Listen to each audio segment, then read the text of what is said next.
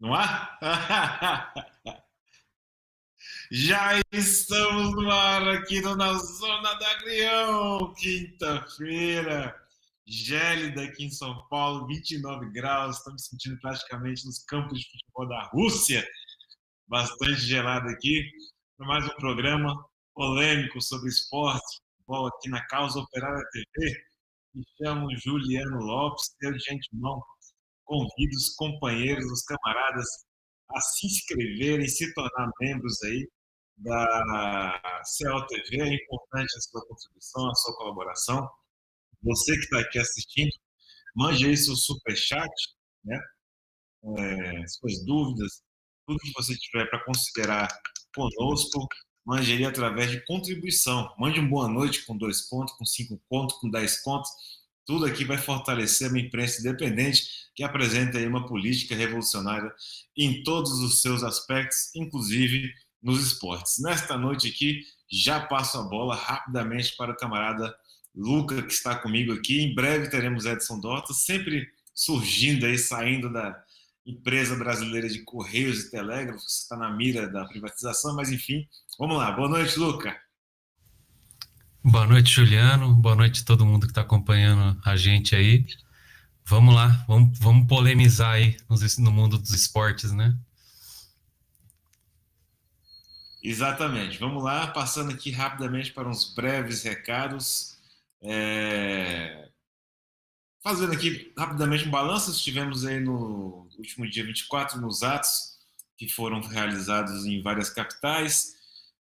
Obviamente, a gente teve uma presença massiva do PCO com os nossos materiais, muitos deles aí, se não a totalidade, inspirados aí também nas torcidas organizadas, os bandeirões, as faixas, sinalizadores, fumaças, fogo de artifício, bateria, enfim, tudo que geralmente anima uma torcida em um estádio foi levado por nós, da causa operária, dos comitês de luta, para as manifestações deste último sábado, que também foram gigantescas, né? Foram bem grandes aí, e o fortalecimento do Bloco Vermelho foi, posso dizer assim, vistos a olho nu. Quer dizer, nós temos agora finalmente um uniforme aí daqueles que estão lutando contra o golpe de Estado, daqueles que estão lutando contra a direita, contra os fascistas, uniforme vermelho, que é da esquerda, a esquerda que está na rua sempre aí, fazendo as suas manifestações. Temos algumas fotos aí, produção, podemos passar. É, dos nossos atos, né? Bastante bandeira. Aqui em São Paulo, inclusive, inauguramos o nosso balão do PCO, sucesso total, arrepiamos na Paulista, foi espetacular. As manifestações bastante bem recebido, material do partido, tivemos coletes, bandeirinhas, bandeirolas, enfim, fizemos a festa na Avenida Paulista e também em outros estados. Agora são vários os estados que possuem os bandeirões, 50 metros por 6, um espetáculo. Aqueles que você vê em estádio, você está assistindo um jogo, de repente sobe uma bandeira por cima de todo mundo, você não consegue ver mais o jogo. Desse naipe, desse naipe o bandeirão fora Bolsonaro, 50 por 6, faremos ainda maiores daqui para frente. Bom, com esse breve balanço do nosso ato, o Luca esteve lá conosco na bateria, não foi, Luca? Bateria Zumbi dos Palmares, agitou lá? Opa, tava lá como sempre na ala dos tamborins, e é uma coisa que faz muita diferença tanto no estádio de futebol quanto numa manifestação, né? Porque a gente chama as palavras de ordem, né? No caso da manifestação, ou no estádio você faz os gritos de apoio aí ao clube, né? É, Só que com a bateria dá outro gás, né? O pessoal se empolga mais, aí dá uma energia a mais. Então foi bem legal. Teve um pessoal que apareceu ali na hora, né? Teve um rapaz ali que chegou para tocar chocalho, por exemplo, era um imigrante do Haiti. Aí a gente conversou um pouquinho ali. O rapaz estava tentando dar aulas ali, né, de francês, de crioulo, né, que eles têm uma língua também diferente que eles falam ali. Mas foi show de bola. O bloco vermelho era o bloco ali do Fora Bolsonaro mesmo, né? É o pessoal que não tava lá para fazer campanha antecipada para 2022, né? É o pessoal que está preocupado em derrubar o Bolsonaro agora, né? Exatamente, foi muito importante as manifestações. Nós deveremos marcar a próxima manifestação em breve, não dá para esperar muito tempo, para não deixar o fogo se apagar. Bom, destacaria, enfim, como aviso aqui do início do programa, que nós temos um blog específico, né, blog do Na Zona do Agrião, que trata de temas esportivos, especialmente a questão do futebol. Você pode acessar lá as matérias escritas que debatem estes problemas no blog nosso, também nossa página no YouTube, que já tem alguns vlogs, salvo engano, um inclusive sobre a Copa de 2014 e a polêmica, né? O desastre da Copa de 2014. Se é que dá para dizer alguma coisa sobre aquela Copa que não seja um desastre como resultado da política imperialista, com um apoio espetacular da esquerda pequena burguesa, porque a esquerda classe média é assim, ela sempre aparece aí para ajudar no desastre. E a Copa de 2014 é resultado disso. Eu destacarei que se você está aqui conosco, em breve, para você que está inscrito, vai começar. Em breve, assim, naquelas, né? Em breve, eu digo, em 17 minutos começará a quarta aula da Universidade Marxista. Se você não se inscreveu, se inscreva que o debate é importante. Democracia, revolução e socialismo. Nós continuaremos aqui ao vivo, mas você que está assistindo e que não está inscrito, se inscreva lá universidademarxista.pco.org.br. Faça parte desse curso de formação política do partido, do PCO, Democracia, Revolução e Socialismo, curso fundamental para o atual estágio de coisas que nós estamos vivendo, para entender porque que o PCO, por exemplo, foi contra o golpe de Estado desde 2013, para entender porque que a esquerda pequena burguesa foi a favor do Fora Todos, pela derrubada de Dilma, pela manutenção da prisão de Lula, para entender a política geral do partido de antes, de agora e para frente. Né? Então, participe lá, Universidade Marxista, .pco.org.br. Faça lá a sua inscrição. Já tivemos 3 aulas. Se você se inscreveu hoje, você tem acesso às 3 aulas que já ocorreram. Fica salvo na plataforma. E hoje, ao vivo, às 18h30, a quarta aula com o companheiro Rui Costa Pimenta, presidente nacional do PCO, do curso da Universidade Marxista, Democracia, Revolução e Socialismo. Bom, vamos aqui para o nosso ponto de história. Essa semana, no último dia 27, completou aí completou 10 anos de um jogo famoso, um jogo que ficou famoso. Há quem diga aí que teria sido a partida mais espetacular deste século, em razão do futebol apresentado e outras características da partida. Eu tive a oportunidade de assistir o jogo, e engraçado que eu assisti esse jogo justamente dentro da Universidade Marxista naquela época, né? Deve ser 20 universidades marxistas atrás, que nos deixa um pouco mais velho, mas também a memória ainda é muito boa para lembrar dessa partida, famoso Santos e Flamengo de 2011, e a vitória do Flamengo por 5-4 no jogo válido pela 12ª rodada do Brasileirão. Vou citar alguns fatos, o Luca pode emendar alguns outros, mas eu tenho para mim que o que me marcou mesmo efetivamente da partida, além de ser uma verdadeira partida de futebol brasileiro, assim, com muita malandragem, muita molecagem, muito drible, muito jogo de cintura, quase que uma ginástica olímpica em várias coisas que nós vimos ali. Eu acho que para mim me chamou bastante atenção nessa partida que completou no último dia 27 10 anos, foi o gol do Neymar. Não tem jeito.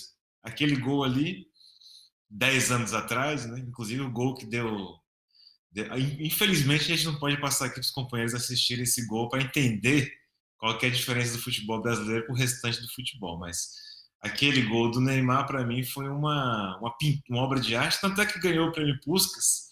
Não teve quem que conseguisse superar aquele espetáculo de gol que o Neymar fez, inclusive o drible que ele dá no Ronaldo Angelim. Eu nunca mais vi ninguém dando. Porque ele vem correndo para a bola e continua. É um negócio de doido, assim. De coisa. É de gênio. O negócio. Não é um drible corriqueiro, uma caneta, um chapéu. Ele vem correndo, o Angelim fica parado lá, que nem um poste. Que nem um poste. Leva um puta do drible e o Neymar faz um gol. Eu nem sei que gol era aquele do Santos, se era o terceiro, o segundo, mas enfim, a partida terminou em 5-4. Passo a bola aos companheiros e, em primeiro lugar, vou passar, Luca, com a sua licença, para o companheiro Edson Dorta, que está aqui. E já dou boa noite para o camarada. E estamos nesse ponto, Edson. Futebol brasileiro, 10 anos atrás, Flamengo 5, Santos 4, numa partida que muitos falam aí como sendo uma das partidas mais bonitas de futebol do século XXI. Edson, boa noite. Boa noite aí, Juliano. Boa noite, Lucas. Essa partida eu estava em João Pessoa, assisti lá na Paraíba, 5-4. O Santos saiu largando com 3-0. E teve a chance de fazer o quarto, hein? Parecia o jogo perdido. E o Santos deixou não, né? Na verdade, naquele dia também o Ronaldo Gaúcho, né? Mostrou porque que ele é o bruxo. Fez gol de falta por debaixo da barreira, deu passe. Eu acho que ele fez 3 gols. O David, eu lembro de um lance que o David perdeu um gol assim, que é aqueles gols inacreditáveis. E o Neymar estava voando, né? É como o Juliano falou aí, gol Puskás, né? Que foi dado ao Neymar. Uma pintura que até hoje passa em tudo quanto é canto, né? E o técnico do Flamengo, você sabe quem que era, Juliano? Lembro não, Edson, quem que era? Luxemburgo. Luxa. E, se eu não me engano, o técnico do Santos era o Muricy, se eu não me engano. Só isso, né? Era só isso. Só isso. Não precisava de técnico europeu para dizer que os times brasileiros precisam jogar com técnico europeu ou estrangeiro. É isso. Boa noite. Boa noite A todos. Luca, quer comentar?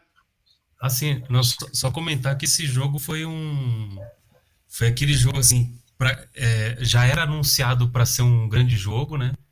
E superou muitas expectativas, né? 9 gols aí, não é uma coisa comum.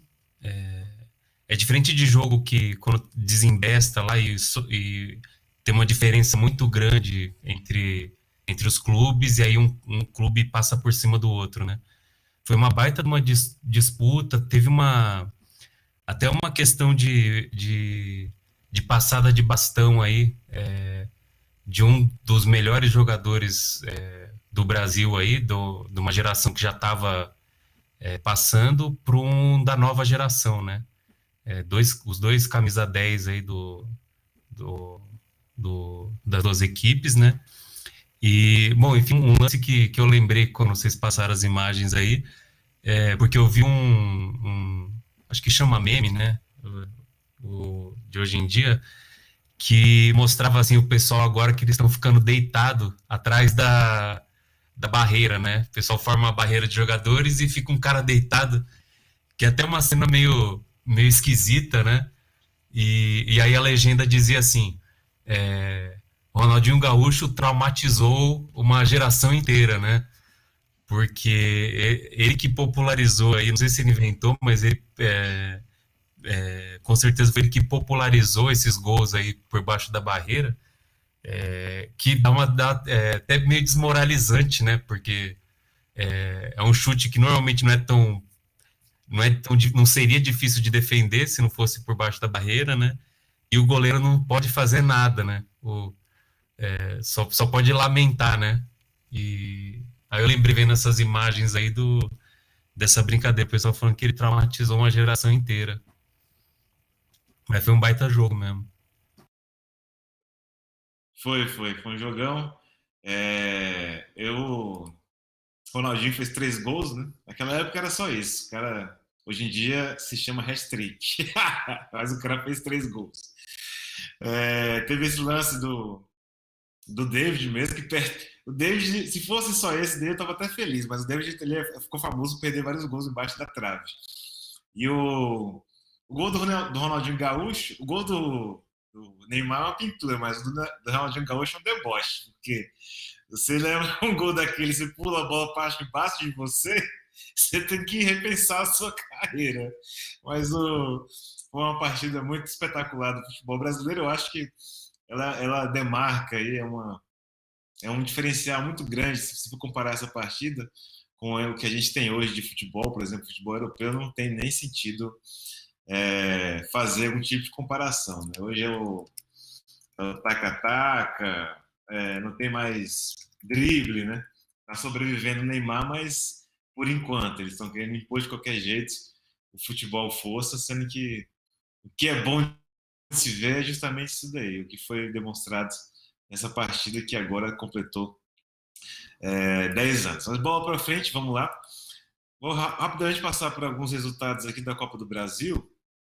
Nós tivemos aí ontem, né? Atlético Paranaense 2, Goianiense 1, Santos 4, Juazeirense 0, São Paulo 2, Vasco 0, e o Vasco com Lisca doido, que animou o time, mas não conseguiu passar aí pelo São Paulo de Crespo ontem.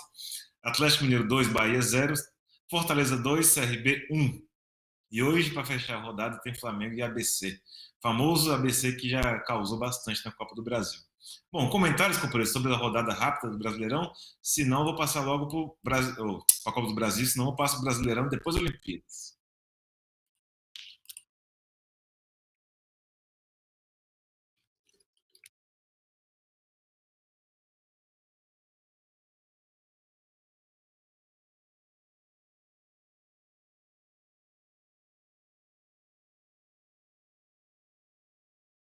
A oportunidade dele, né? Vários times importantes já caíram, tipo Internacional, Palmeiras, O times Corinthians. fortes. Eu acho que o mais difícil aí seria o Flamengo, né? Que está embalado. Apesar que estão fazendo uma campanha agora em torno do Atlético Paranaense, porque lá também tem um técnico estrangeiro. Mas é isso. Só situar isso daí, que apesar de todos os títulos que o São Paulo já teve, tipo campeão mundial 3 vezes, Libertadores, nunca foi campeão da Copa do Brasil. O Grêmio, que é o Perfeito. bicho-papão, né? Você aposta no São Paulo, Edson? Ah, Você aposta no São Paulo? eu acho que sim. Eu acho que eu assistir o jogo ontem do São Paulo com o Vasco. O Vasco jogou melhor até. O Lisca doido me parece que deu uma ajeitada no time do Vasco. Mas o time do São Paulo tem muito recurso, né? Você vê que o Daniel Alves está na Olimpíada. Tem uns moleques bons de bola entrando aí. Esse Marquinho, que acho que tem 18 anos, tá entrando aí. O Luciano vai voltar a jogar. Tava sem um volante bom de bola também no time. Então acho que o São Paulo tem chance aí de ganhar esse campeonato aí. Beleza. Bola para frente, então. Brasileirão não teve rodada na semana. Temos só a classificação que o Palmeiras continua líder com 31 pontos em 13 jogos, seguido do Atlético Mineiro, Fortaleza e Bragantino. Bragantino ainda aí na linha de frente. Eu, assim, como tô muito mordido com o time privado, eu tô torcendo muito contra o Bragantino, mas enfim. Aí tem Atlético Paranaense, vem Flamengo, e lá embaixo, por incrível que pareça, está o São Paulo, América Mineiro, Grêmio, que está suando frio lá com 7 pontos, e a Chapecoense. Essa classificação atual do Brasileirão, que tem falta muita. Tem gente que está falando sobre possíveis campeões e tal, dá até para discutir alguma coisa, mas esse aqui é um campeonato complicado, bem difícil. Comentários, camaradas, Brasileirão?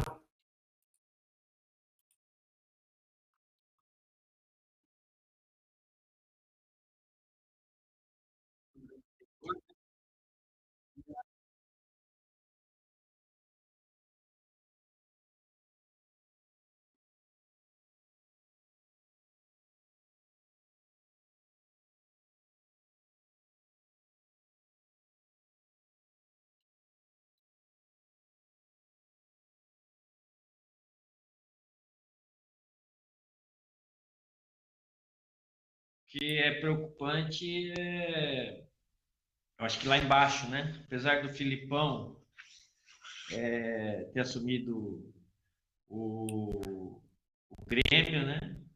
O Grêmio está lá embaixo. O São Paulo também, que eu falei agora, que está com um time bom, apesar disso ele está na zona do rebaixamento, no Campeonato Brasileiro.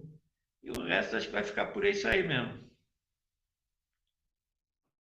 E o Corinthians, né, que tá aí trazendo jogadores para ver se dá uma alavancada, né? Tá para chegar aí o Roger Guedes, grande jogador, que já jogou no Palmeiras e no Atlético Mineiro. Então, do mais, acho que é isso, né, Juliano? Então, só comentar uma coisa que eu acho assim, uma coisa que a gente escuta muito na imprensa, né?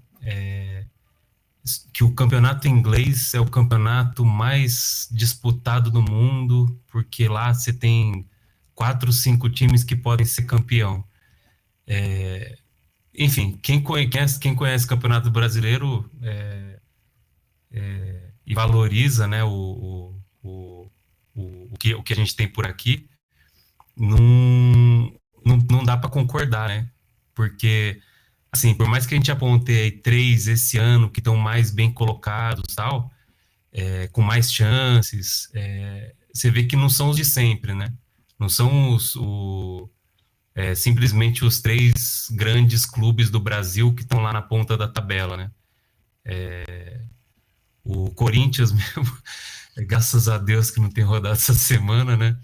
Então teve para descansar um pouquinho e ganhou a partida que dava para ganhar aí do Cuiabá, porque o resto só vai vir pedreira, né? Mas é isso, o Corinthians está se reforçando para tentar ficar estável na metade de cima da tabela.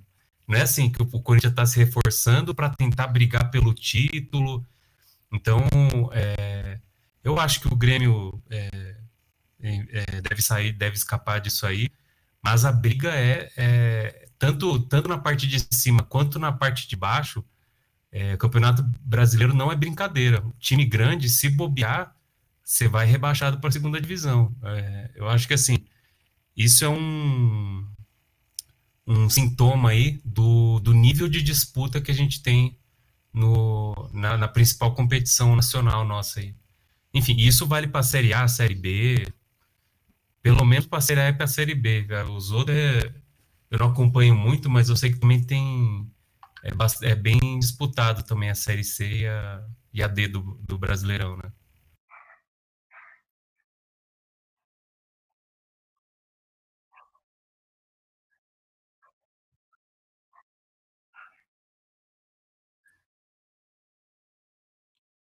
De cabeça, entendeu? Porque é só chuveirinho, né? A jogada preferencial dos ingleses é você chuveirar na área e vai lá um cara cabeçudo a bola com a cabeça com o outro cabeçudo da defesa. Então, em certo sentido, o pessoal está falando certo, é bem disputado. A bola aérea, só, mais nada. Se tivesse, É isso. os times aí ingleses aqui no Campeonato Brasileiro jogando nesses gramados que o brasileiro tem que jogar aqui, é capaz que esse pessoal eles estavam na terceira ou na quarta divisão. Fácil. Bom, antes de passar logo para o próximo tema, que inclusive é a nossa polêmica aí, dá uma boa noite, companheiro Aurélio dos Santos, boa noite, Rodrigo Silva, boa noite, Renan Balesteiro, quem mais? Anselmo Júnior, boa noite, Vascaíno aqui está satisfeito com o Lisca doido, Diego Antivar, diz o seguinte, que neste Brasileirão eu sou Fortaleza desde pequeno, agradecer a contribuição de Jesus, era humano, mandou um salve aqui, uma figurinha, uma contribuição, é isso mesmo, manda essa contribuição pra gente, é importante. Vamos lá, quem mais? Ele pergunta quem vai jogar com o Cruzeiro ano que vem na Série B. Pergunta aqui pra gente, eu não sei. Talvez o Grêmio, não sei quem que vai descer não, mas enfim. Eu vou passar logo para o próximo ponto da nossa polêmica, que é o seguinte, nós vimos aí no último período uma campanha gigantesca contra a seleção brasileira, olímpica ou não, ou na Copa América, ou na Copa do Mundo, Quem tinha, para a esquerda pequeno burguesa, quem tinha alguma política, né? Quem tivesse alguma política contra a direita e Bolsonaro tem que obrigatoriamente torcer contra a seleção brasileira. Esse é o dogma deles aí. Então eles fizeram campanha contra a seleção na Copa América, campanha contra a seleção nas Olimpíadas, campanha contra o Neymar, campanha contra os jogadores, campanha assim contra a camisa da seleção. Fizeram a campanha até não poder mais, até protesto eles ameaçaram de fazer na Copa América e o protesto miou. E foi um negócio, e matérias, colunas, e até foi tão grande a campanha que tem jogador brasileiro que teve que se manifestar de público falando que era um absurdo o que estava acontecendo. E claro, né, no final da Copa América, o espetáculo grotesco de gente usando a camisa da Argentina, torcendo para a Argentina, que era importante torcer para a Argentina. Ponto. Começam as Olimpíadas, tem os mesmos caras aí, mandriões da imprensa golpista, fazendo matéria assim: ai, que linda essa medalha de prata dessa brasileira periférica. Eu parei e pensei, mas calma lá, por que nós vamos torcer para os brasileiros todos, né? Porque tem tudo, tem as Olimpíadas, tem brasileiro até na esgrima, tem brasileiro até naquele de gelo lá que fica vassoura, tem tudo, tem brasileiro em qualquer lugar, como sempre teve, não só nas Olimpíadas. Mas agora, hashtag somos todos brasileiros. Eu falei, mas como? Se o raciocínio é que se um brasileiro ganhar vai ajudar o Bolsonaro, que seria o caso da seleção ou alguma coisa parecida, por que é que agora, né?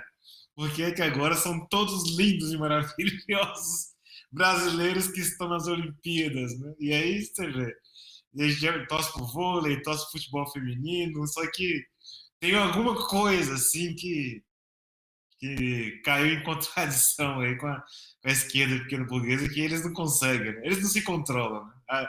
O bom da política da esquerda pequeno burguesa é isso, que é uma contradição atrás de outra. Uma hora não podemos apoiar essa seleção de bolsonaristas, um absurdo, não vai ter Copa América. No outro dia, até correu uma lágrima nos meus olhos quando vi a Raíza ganhar no skate. Mas esse cara é um debochado. Bom, vou resumir aqui a introdução, passo a bola aos companheiros. Primeiro o companheiro Luca, manda abraço aí, Luca.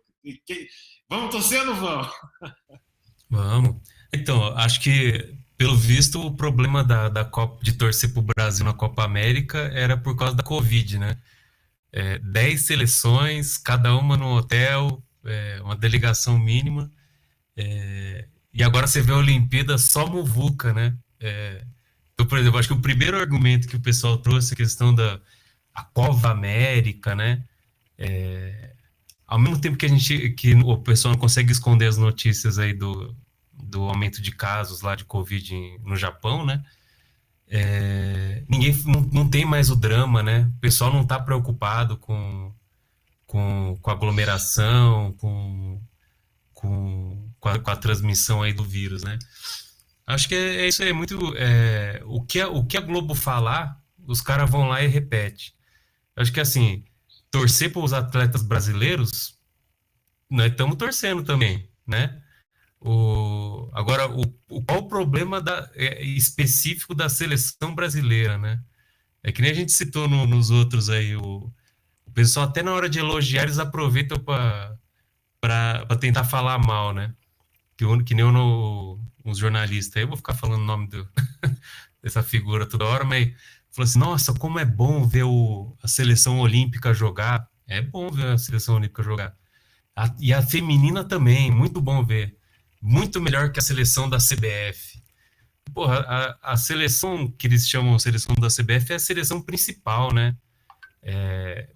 Onde os caras que estão na Olímpica, você pode colocar eles na seleção principal também, como foi o caso do Neymar, por exemplo, foi o caso do Pelé, que jogou Copa do Mundo com 17 anos, mas é a seleção principal, é onde tem mais cartaz. A Copa do Mundo é um evento, acho que o evento mais assistido aí no mundo inteiro, e essa seleção aí que participa do principal evento esportivo do mundo, essa a gente não pode torcer, né? E só passar para o Edson, mas lembrando que você comentaram da matéria lá sobre a Copa de 2014, e teve uma coisa em comum, né? Tanto na Copa do Mundo de 2014 aqui no Brasil, quanto na Copa América aqui no Brasil, torcida contra, torcida contra na imprensa, e foi uma coisa que pesou psicologicamente para os jogadores, né? Só anotar isso aí, porque a imprensa faz a campanha e o pessoal embarca, né?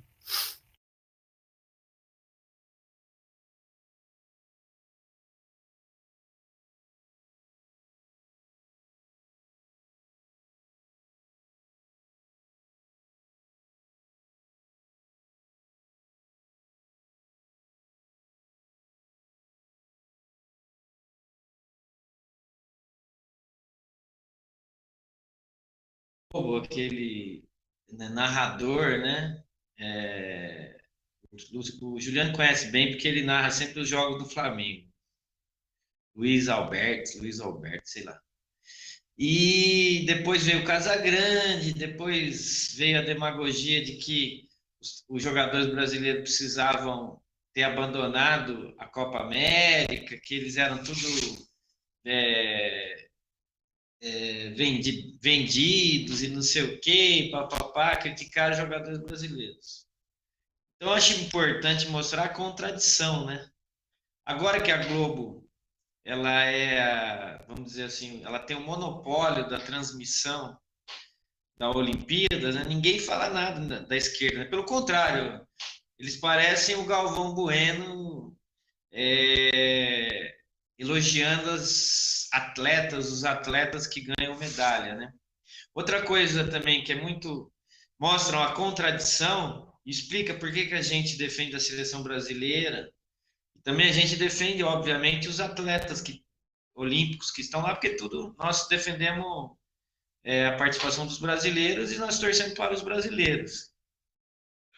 Mas você percebe também, né, a diferença do trato, né? Por exemplo, se você tem um nadador que está competindo uma final lá na raia tal, e o cara chega em último lugar, eles falam assim: nossa, chegou na final, tá bom, parabéns, é o Brasil participando da final. O cara não ganhou nenhuma medalha, ficou em último, ficou na oitavo lugar na final.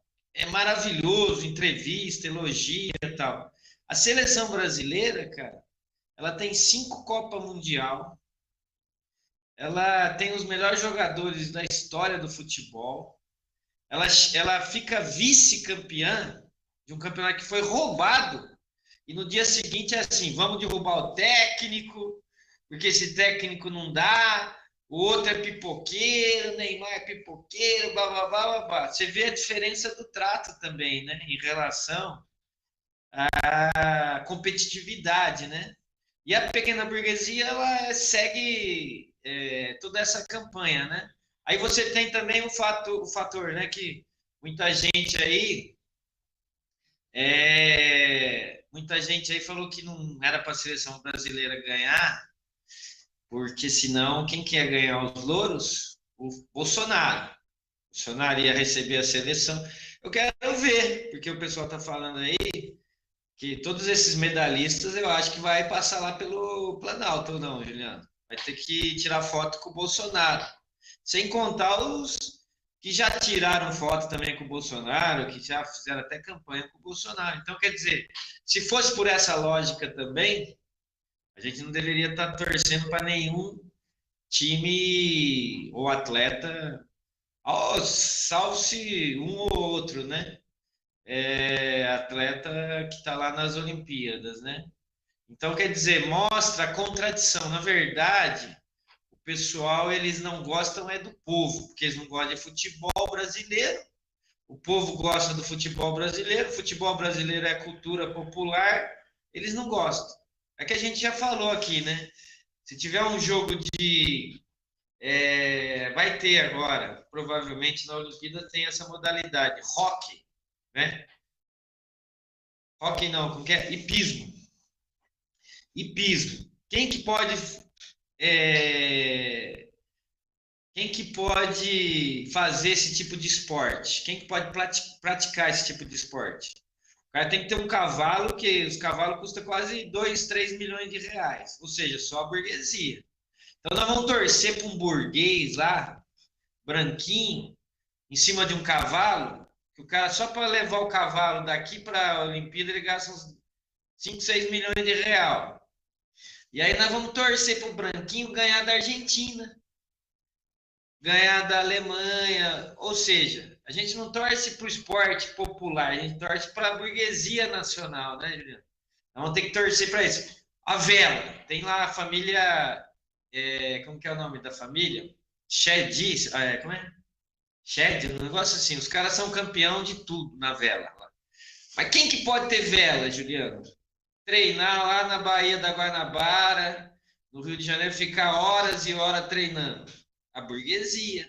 Aí a gente vai torcer o esporte da burguesia aqui nacional, sem falar de que o cara é bolsonarista, sem falar que o cara foi para a Olimpíada sabendo da pandemia, sem falar de que o cara o cara é escroto Vai pra na festa vida depois. dele. Então mostra por que a pequena burguesia, na verdade, ela segue a orientação da Rede Globo, né, Juliano? Da burguesia nacional.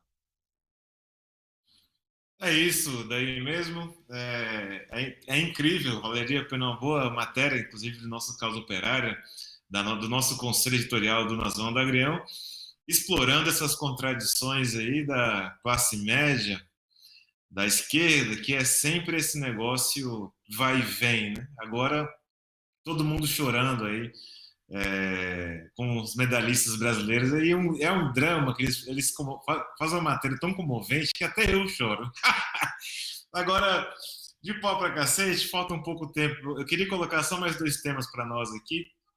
O primeiro que eu acho assim, interessante, que não tenha dado tanto bafafá, mas é que a Rússia, né, os russos estão expulsos das Olimpíadas. E, claro, peronomútil. Eles estão participando das Olimpíadas, por incrível que pareça, né? A gente é tão acostumado com a Olimpíada, com os russos nas Olimpíadas, até torce para os russos contra os norte-americanos, mas eles estão nas Olimpíadas através do nome ROC, que significa Comitê Olímpico Russo. Eles não, pela organização das Olimpíadas, ou seja, os imperialistas mais fodões do mundo, que é o que está acontecendo, nesse raciocínio você não poderia nem assistir a Olimpíada, mas enfim, os imperialistas da Olimpíada proibiram a Rússia de participar, acusada de doping, lógico. Eu não vou nem falar nada sobre a delegação norte-americana, que com certeza nunca teve doping nenhum, mas enfim, os russos foram acusados de doping e o país foi expulso das Olimpíadas. Aí, para não ficar muito ruim com os atletas russos podem participar das Olimpíadas. Só que, se ganhar a medalha, não pode tocar o hino da Rússia, não pode sustentar o emblema russo. É um atleta neutro, muito embora possa usar as cores de seu país. Eu li isso daí, eu falei, eu não sei aonde a gente vai chegar com esse tanto de loucura, mas porra, e ninguém falou nada, assim, a matéria ficou meio que de escanteio, sendo que é um dos maiores absurdos que eu já vi na minha vida, assim, baniram um país inteiro das Olimpíadas por 4 anos, depois virou 2 anos, aí depois para fazer uma média, né, porque imagina fazer Olimpíadas sem os russos, é que nem a eleição de 2018 aqui no Brasil, sem o Lula, né, cá entre nós. Então fizer uma Olimpíada sem russo, vai dar o quê? Tudo bem que os chineses também estão correndo atrás lá, mas geralmente é a Rússia que quebra o braço com os norte-americanos nas Olimpíadas. Mas, enfim, essa é a notícia. Eu não vi nada assim muito mais profundo em lugar nenhum, mas me chamou a atenção. Aí eu fui ver, falei, não, isso aqui é verdade? Aí eu fui assistir acho que foi Halterofilismo que eu fui assistir. Tava lá o cara com a camisa assim, rock. ROC. É como se a gente fosse de verde e amarelo para as Olimpíadas e pudesse usar o Brasil. Tinha que dizer o Comitê Olímpico Brasileiro. Tem um papo furado assim, do arco da velha. Companheiros, comentem aí. Fique à vontade. Não, eu acho assim, né? Primeiro que é uma intriga jogar também o. Primeiro que é uma maneira de jogar os próprios atletas, né?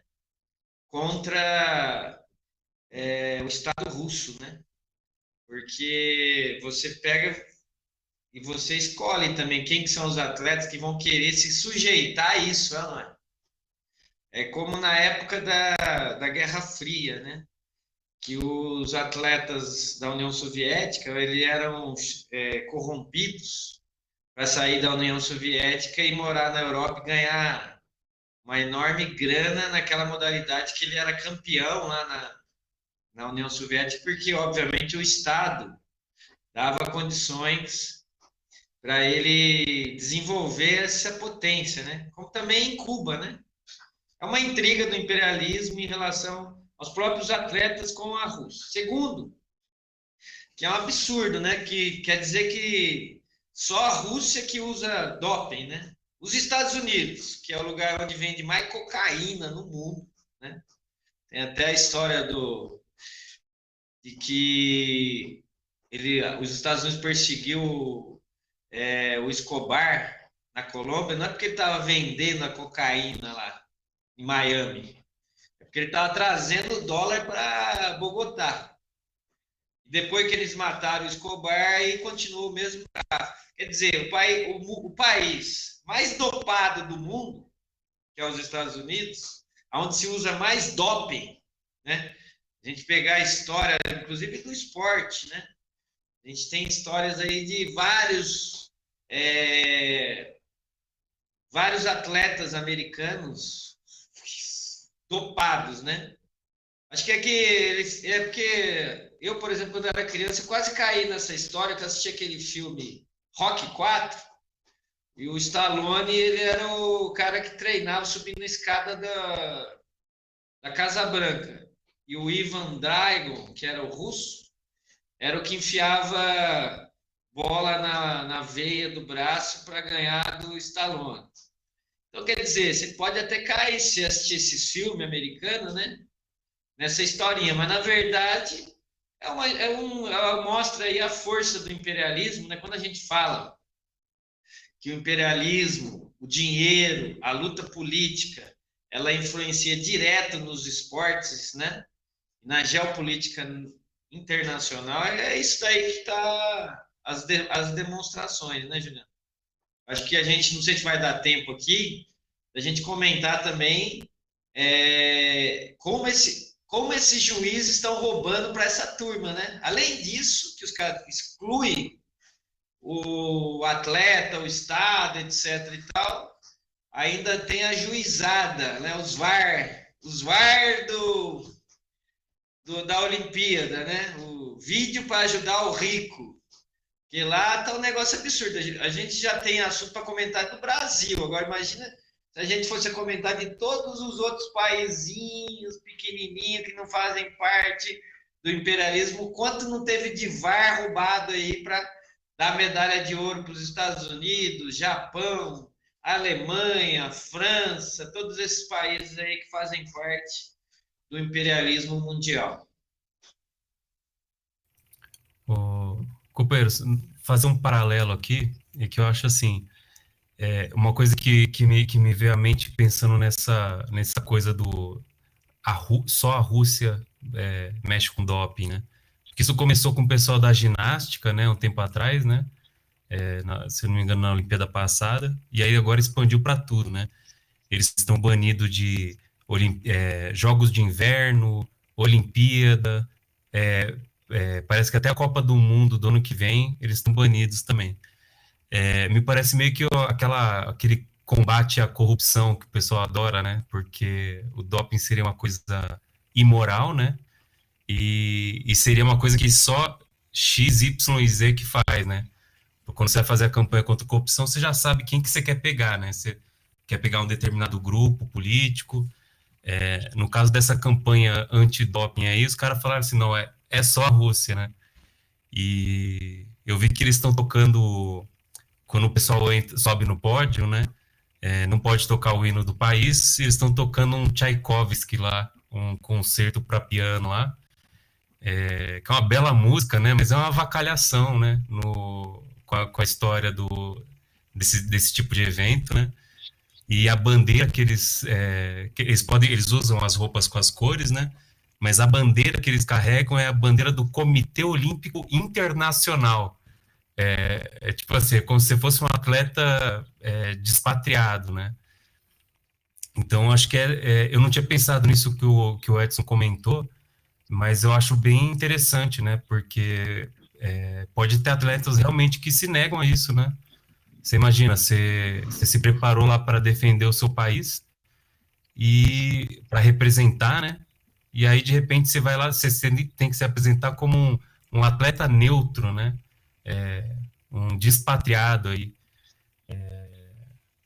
E, enfim, falar dos roubos aí, o negócio tá. E, inclusive com o VAR, né? É legal que o grande VAR, ele não tá só no futebol, né? Parece que até no judô lá, que passaram a mão na brasileira lá, tinha o VAR. O lance já foi escandaloso, né? Porque até um pessoal do judô que não costuma se manifestar muito, né? Sobre questão de arbitragem, sobre política e nada. O pessoal falou, ó, não tem condições isso aí, foi um lance claro. Ali foram dois lances, né? Que teria dado a vitória para ela e depois uma falta, uma terceira falta lá que eliminou ela sem ela perder a luta, né? Ela foi desclassificada teoricamente por falta de combatividade, né? Sendo que ela já tinha ganhado a luta no lance antes. Mas, enfim, é isso aí. Não, isso aí é um caso à parte das Olimpíadas. Nós estamos com VAR nas Olimpíadas, o que vai garantir a lisura dos acontecimentos e que as medalhas vão aí para os países certos, que tem que ir. Ninguém quer saber de negrinho, subdesenvolvido, sul-americano aí levando muita medalha, não. Pode parar com essas ideias. Por isso mesmo tem um VAR que repete o lance, faz aquela câmera bem escolhida, tudo bem discutido, para decidir mesmo que as medalhas vão para quem tem que ir. Por fim, camaradas, uma pergunta que eu faço aqui, vou deixar vocês para responder é o seguinte: nós temos aí tiro, temos arco e flecha, temos o esporte dos cavalinhos, que nem o Edson falou, tem o natação, tem até skate. Aí me vieram me perguntar, para a gente colocar aqui no programa, por que é que não tem futebol de salão nas Olimpíadas? Eu queria que os companheiros respondessem brevemente essa pergunta. Eu tenho a resposta. Por que não tem futebol de salão nas Olimpíadas? Eu queria que os companheiros brevemente respondessem essa pergunta para a gente encaminhar para o encerramento e já ir assistir a quarta aula do curso. Vamos lá. A minha resposta é simples. Por que não tem futebol de salão? Não sei se você sabe, o futebol de salão foi inventado no Brasil, né? Isso daí é um típico futebol que foi criado aqui no país, né? Não por acaso também, porque tudo bem, o futebol, como a gente conhece de campo, é colocado aí, né? Futebol, em inglês, mas o de salão foi inventado no Brasil. E não por acaso o Brasil é 300 mil vezes campeão desse negócio aí, né? Tanto é que muito jogador de salão, ele se destaca e vai para o campo, né? Jogar no campo. Ou como o Falcão, né? Que ele foi para o campo, mas como ele era muito bom no salão, voltou para o salão. Então é óbvio, não vai, porque senão seria dar medalha já direto para o Brasil, né, Juliano? Mesmo com o VAR. Inclusive, eu fiquei. Até para aproveitar aqui um pouquinho, falar um pouco do arrobalheira, que eu acho que é engraçado. Eu não sei se vocês acompanharam o surf. No surf, eles roubaram aquele rapaz, Medina, de uma forma assim absurda. Roubaram para ele não ir para a final, para colocar o japonês, né? Japonês americanizado, né? Que ele nasceu no Japão, mas mora nos Estados Unidos, desde criança. E depois roubaram a medalha de bronze que ele ia ganhar. Não teve VAR, não teve porcaria nenhuma. Aí, cara, foi para a final japonês, que eles queriam que o japonês ganhasse, e o brasileiro lá do Rio Grande do Norte, tal de Ítalo. E, cara, eu lembrei, sabe do quê? Daquele jogo que você sabe que você vai ser roubado, e o centroavante, você não pode relar no centroavante dentro da área, porque se você relar no centroavante dentro da área, o juiz vai dar pênalti para o cara fazer o gol, entendeu? Foi a mesma coisa na final do brasileiro com o japonês. A sorte, cara, que o japonês não conseguiu entrar dentro da área. Porque o que aconteceu? O japonês ficou uns 10 minutos tentando pegar uma onda e não conseguia pegar a onda. Se ele pegasse qualquer onda, os caras iam dar um ponto absurdo assim para ele e ia fazer o cara ganhar a medalha de ouro. A sorte nossa é que o japonês não conseguiu entrar dentro da área, cara. Então, isso aí explica um pouquinho também por que não tem futebol de salão, né? É para diminuir as medalhas nossas aí, né, Juliano? Não só o futebol de salão, como o futebol de areia também, né? Que é outro terreno aí que os brasileiros dão baile, né? E só é uma questão de estilo de jogo de futebol, né? Porque o salão, ele é aquela coisa que você joga em qualquer espaço apertado, na rua, ele favorece o drible curto, né? Então, por exemplo, o Ronaldo Fenômeno, ele é um cara que jogava salão, ele tem esse estilo do drible curto, né? Neymar jogou muito salão, Ronaldinho Gaúcho, só uns carinha mais ou menos aí que, que jogaram futsal também, né? Que quando o cara tá no período de formação, você joga futsal, joga areia, joga no terrão, O você Zico joga onde jogou tiver, né? futebol de salão. Oi? O Zico jogou futebol de salão. Aí, outro mais ou menos aí, né? Do futebol aí. Então, você imagina, você colocando futsal masculino, feminino, de areia também, masculino, feminino, fazendo categorias por idades, que nem o pessoal faz em outros esportes aí. Porque tem outros esportes que você tem as faixas etárias, vira um monte de medalha de ouro, né?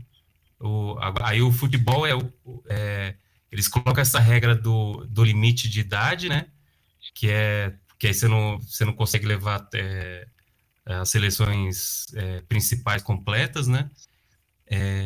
Tem essa disputa com a FIFA, que a FIFA não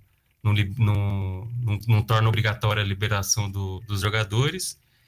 E, enfim, e é uma medalha só que você está disputando, né? No caso, tem um feminino, você disputa duas, né? Mas é um jeito também de reduzir as possibilidades aí, né? Para quem joga bola, né? Exatamente, lembrando disso, rapidamente, para a gente poder encerrar aqui o programa, lembrando que amanhã a Seleção Brasileira Feminina, amanhã?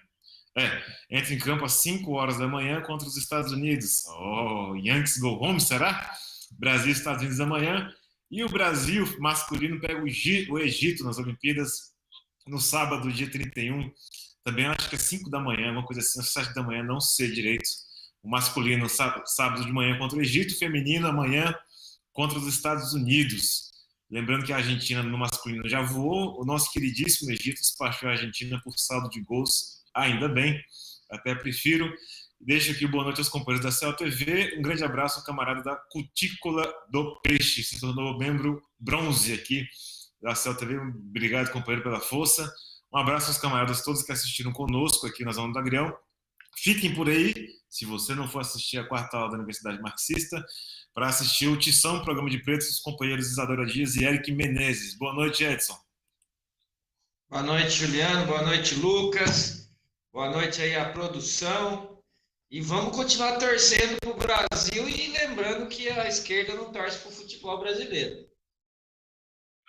Boa noite, Lucas.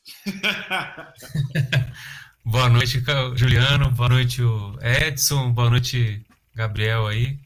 Boa noite a todos aí. Agora vamos estudar aí. Abraço. Valeu, até mais. Boa noite.